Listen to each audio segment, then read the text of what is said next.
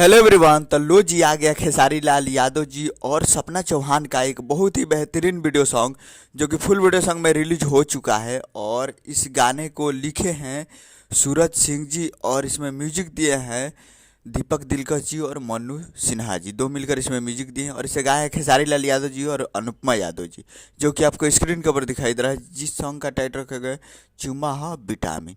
और ये full video song में रिलीज हो चुका है और काफ़ी बवाल गाना है और काफ़ी ज़बरदस्त है। और वीडियो में है खेसारी लाल यादव जी और सपना चौहान जी, फिट में है सपना चौहान जी।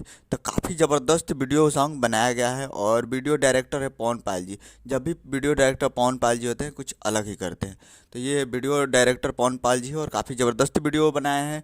तो जाइए और जाकर इस सॉन्ग को आप जाकर सुनिए और प्यार दीजिए। काफ़ी बेहतरीन वीडियो सॉन्ग है। तो आप लोग जाइए और जाकर Aditya films Bhojpuri YouTube channel पे फुल वीडियो सॉन्ग को जाकर आप देख सकते हैं, जो कि आज सुबह 6 बजे रिलीज हो चुका है 22 तारीख को। तो जाइए और जाकर देखिए। उम्मीद करोगे वीडियो अच्छा लगा तो चैनल को सब्सक्राइब, बेल आइकन प्रेस करें। मिलते हैं अगले वीडियो में, तब तक के लिए जय हिंद, जय भोजपुरी।